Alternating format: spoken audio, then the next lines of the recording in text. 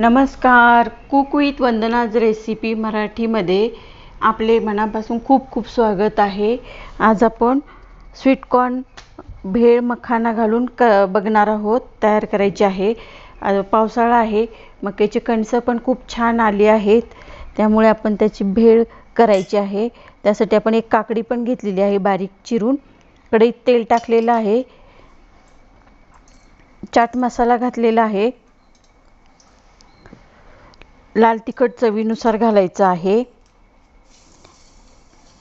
तेलामध्ये फ्राय करून घ्यायचा आहे सर्व मसाला.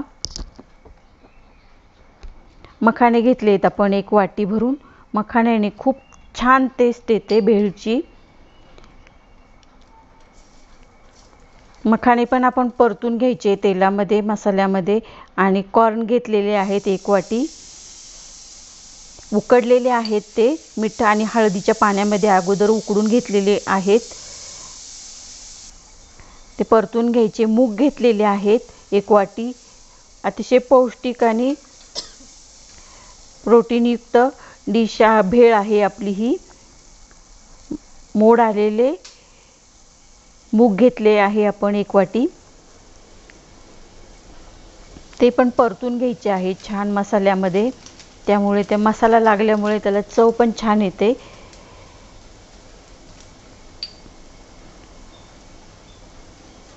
परतून झाल्यानंतर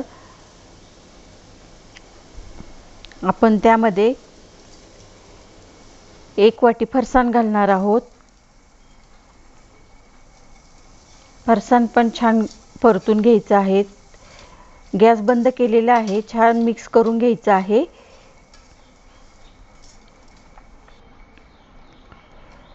त्यानंतर आपण एक छोटं बीटचा तुकडा घेतलेला आहे. बीटामुळे पण छान चव लागते. कांदा एक चिरून घेतलेला आहे बारीक, तो पण घालायचा आहे. काकडी घेतलेली आहे बारीक चिरून. पौष्टिक अशी भेळ आपली तयार झालेली आहे. रेसिपी आवडली असेल तर माझ्या चॅनेलला लाईक, शेअर, सबस्क्राईब जरूर करा. मिक्स करून घ्यायचं आहे छान.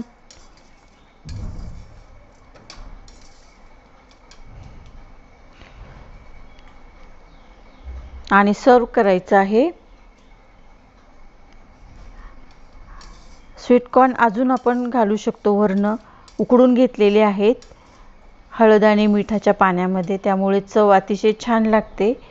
अशा पद्धतीने भेळ तुम्ही खाल्ली आहे का कधी? पानामध्ये घ्यायची आहे. त्यात कैरी असेल तर कैरी पण घालू शकता, कैरी आणि टोमॅटो, त्याने पण चव अजून छान येते. चटपटीत पौष्टिक स्वीटकॉर्न मखाना भेळ आपली तयार झालेली आहे. बघू शकता तुम्ही, चव तर इतकी छान लागते. सध्या स्वीटकॉर्नचा सीझन आहे, त्यामुळे नक्की तयार करून बघा. पौष्टिक पण आहे. अशी पानात घेऊन खायला खूप छान लागते आणि गरमागरम